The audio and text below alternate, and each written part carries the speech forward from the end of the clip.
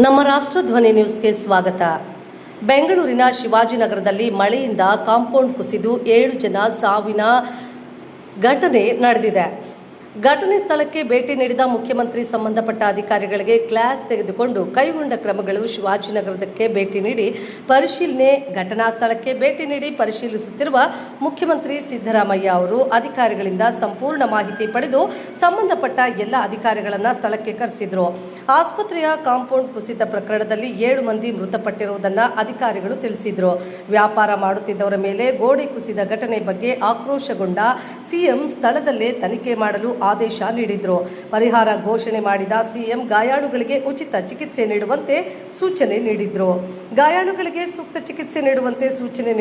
Compound ಕುಸಿದ ದುರಂತಕ್ಕೆ CM ಅಪಘಾತಗಳಿಗೆ ಹಳೆ ಗೋಡೆ ನೋಡಕ್ಕಾಗಲ್ವಾ, ನಿಮ್ಮ ಮಧ್ಯೆ ಕೋಆರ್ಡಿನೇಷನ್ ಇರಲ್ವಾ ಎಂದು ಎಚ್ಚರಿಕೆಯನ್ನು ಕೊಟ್ಟರು. ಕ್ಷಣ ಕ್ಷಣ ಸುದ್ದಿಗಾಗಿ ವೀಕ್ಷಿಸಿ ನಮ್ಮ ರಾಷ್ಟ್ರಧ್ವನಿ news Kannada.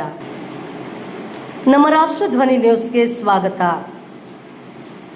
Home guards, reserve police ಮತ್ತು ಎಎಸ್ಐಗಿಂತ ಕಡಿಮೆ ದರ್ಜೆಯ ಪೊಲೀಸ್ ಸಿಬ್ಬಂದಿಗಳಿಗೆ ಸಾರ್ವಜನಿಕ ವಾಹನಗಳನ್ನು ಅಡ್ಡಗಟ್ಟಿದರೆ ಕ್ರಮ.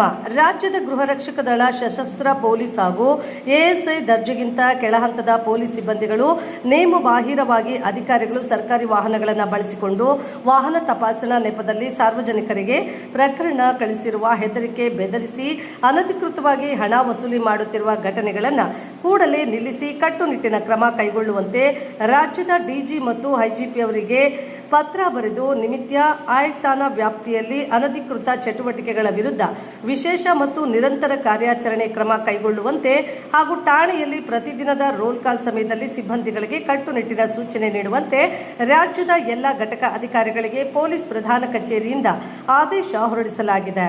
ಕರ್ನಾಟಕ ರಾಜ್ಯ ಪೊಲೀಸ್ ದೂರುಗಳ ಪ್ರಾಧಿಕಾರ. ಕ್ಷಣ ಕ್ಷಣ ಸುದ್ದಿಗಾಗಿ ವೀಕ್ಷಿಸಿ ನಮ್ಮ ರಾಷ್ಟ್ರಧ್ವನಿ ನ್ಯೂಸ್ ಕನ್ನಡ.